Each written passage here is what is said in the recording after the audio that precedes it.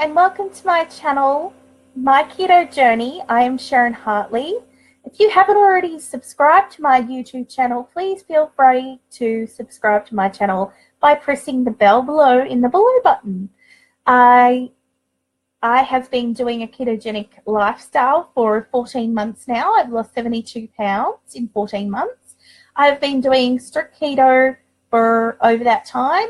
I've gone from wearing a 24 wide down to a normal size 16. I'm feeling great. I'm feeling energized. I'm not having brain fog anymore. And keto is really working for me. The lifestyle is totally working for me. I'm energized. It's just excellent. But what do we do when we first start and we get that nasty keto flu? How do we cure it? So we're going to be talking about how we can overcome the keto flu in less than 2 weeks. I'm going to give you some tips and tricks on how to do the keto flu in less time. So what is the keto flu and how can we cure it? The keto flu, yes, it's a real thing, and it can happen when you drastically and subtly remove carbs from your diet. Also known as carb flu, the keto flu is a natural reaction, almost like a feeling of withdrawal your body undergoes when switching from burning glucose, sugar, as energy to burning fat instead. In fact, some people say the keto flu symptoms can actually feel similar to withdrawing from an addictive substance. It can also feel like the actual flu because you can get achy and moody and all other things, tiredness. We're going to go on about that in a minute. So if you recently switched to the keto diet and you're feeling drowsy, achy, nauseous, dizzy, and irritable, don't worry. These symptoms are your body's natural reaction to removing carbs from your diet. And while it may have you second guessing, because we all do that, don't we, your keto diet decision, we promise you these keto flu symptoms can pass and will pass. Stick with it, and as soon as it's over, you'll be reaping the energizing fat-burning rewards that come with ketosis.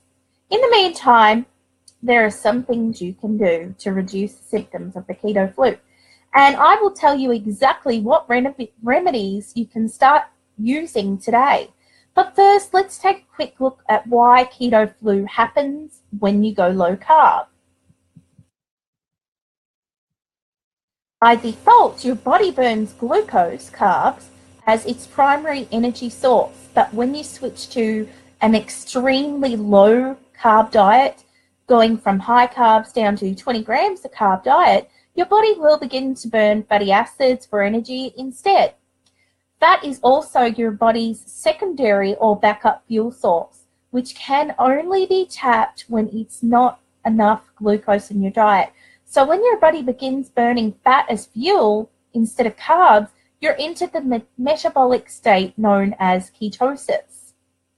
This manipulation of your metabolism yields endless health benefits and is the whole premise behind the ketogenic diet. And if you'd like to hear more, I'm going to tell you how it works in our guide.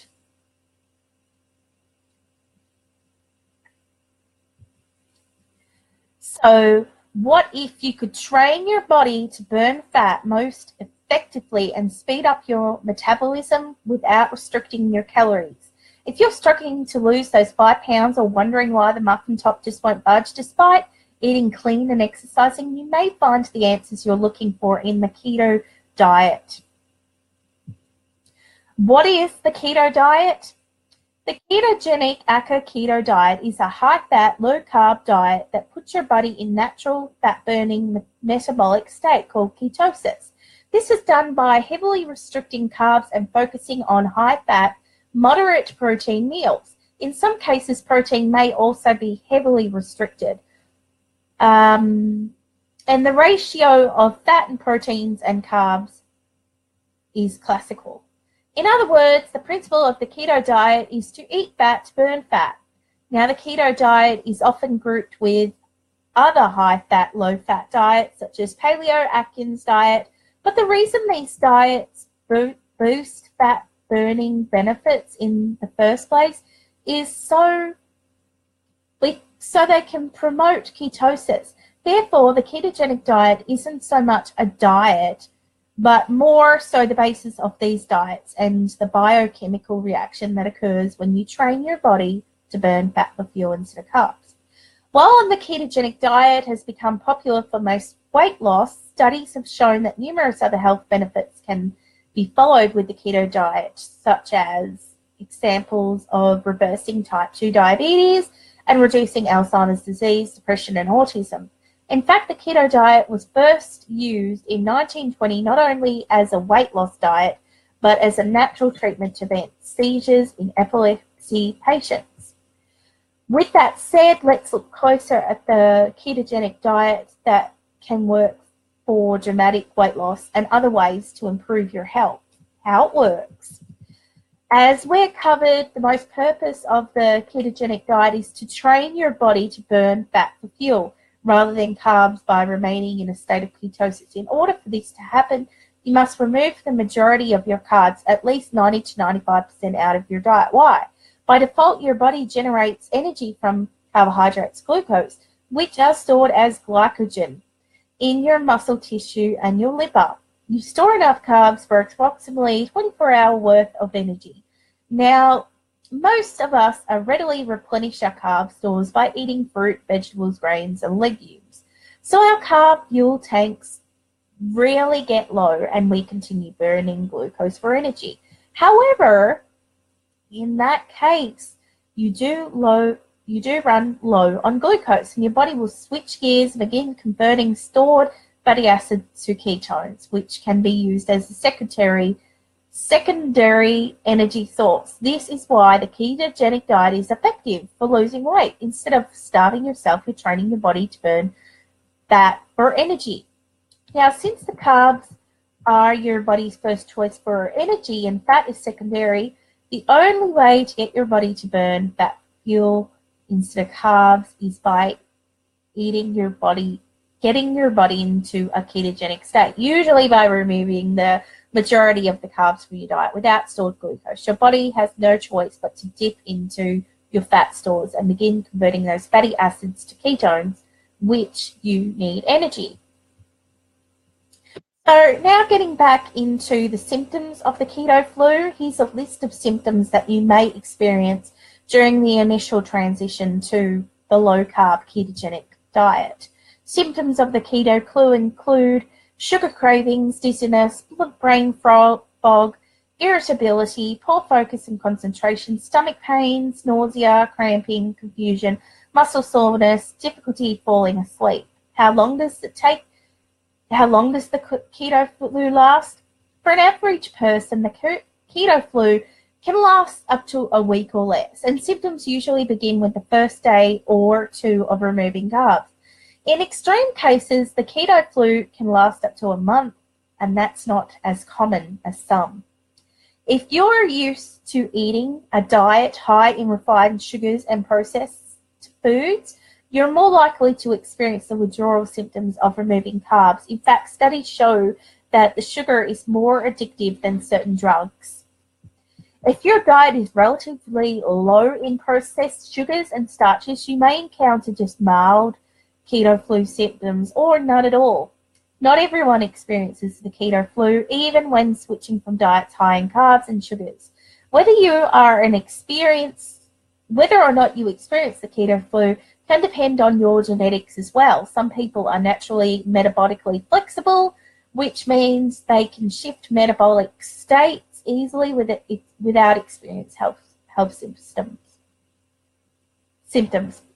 However, if you experience effects of the keto flu, here is what you can do to reduce your symptoms and how to prevent symptoms if you're currently considering going on low carb. How to manage your flu symptoms, your keto flu symptoms.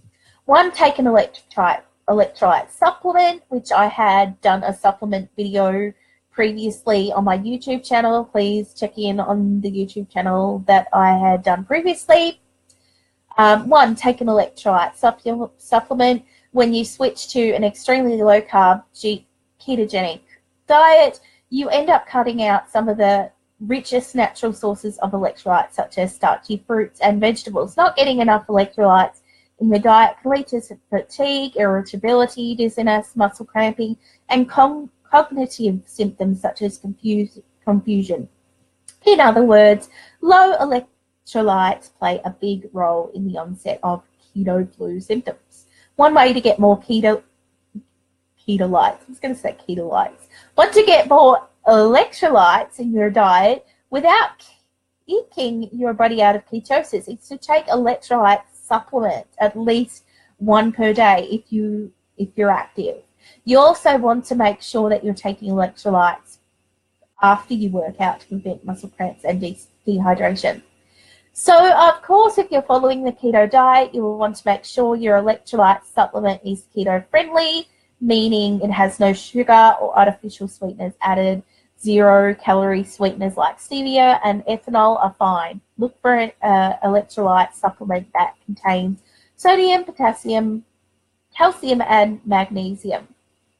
As for the electrolyte sport drinks, they typically contain processed sugar in some form like glucose syrup, high fructose corn syrup. Avoid those by making your own keto-friendly sports drinks at home using 1 cup of water, 1 tablespoon of mineral sea salt, and freshly squeezed lemon or lime juice. Hydrate. When you have keto flu, it's not only important to make sure that you're getting plenty electrolytes, but fluids in general. Stay hydrated will help relieve headaches and boost your energy levels. When you're feeling sluggish, if you forget to drink enough water during the day, setting a hydration alarm on your phone can help you remember, as well as keeping a glass or a bottle of water within reach at all times. Not sure how much water you need? Follow the equation, which is usually about 8 glasses a day, depending on your weight. So take your current body weight and divide it by 2 to determine the minimum ounces of water you will need, plus extra if you're active. For example, if you weigh 150 pounds, you will need at least 75 ounces of water each day. Drink bone broth. Number 3. Speaking of hydration, meet the ultimate keto flu recovery, which is bone broth. Rather than going for the carb-loaded chicken noodle soup bone broth or store-bought chicken broth, which can be high in MSG and other additives, give bone broth a try. To help alleviate your symptoms, bone broth is an easy way to sneak more water into your diet and also provides electrolytes such as sodium and potassium. Kettle and fire chicken bone broth contains 10 grams of protein, 1 gram of fat, and 0 grams per serving. You can get that from Walmart. And kettle and beef broth contains 6 grams of protein, 0 grams of fat, and 2 grams of carbohydrates per serving. Note these nutritional values of bone broth are specific to kettle and fire based on ingredients. The macros can vary from stores to stores, bought brands, or homemade broth. 4, eat more fat. If your carb cravings are so intense you become to dream of buttered rolls, donuts, and pasta, do the opposite of what your body is asking for you to eat. Eat more fats instead. Yes, ramping up your fat consumption can help speed up the transition of burning for fuel instead of glucose. Have another tablespoon of coconut oil in your coffee or tea snack, or half an avocado or some bacon, and load up on egg yolks at dinner before you reach for your carbs. And remember, the keto flu too shall pass, and the benefits that follow ketosis will be totally worth it in the end. 2, check your carb consumption. You may need fewer or more. We've just told you to eat more fats, but now I'm now telling you to eat more carbs. How does this work? There are 2 different scenarios when you need to increase your carb intake on a keto diet. Scenario 1, if you're extremely active and you have keto flu symptoms, adding a few more clean carbs to your meals, such as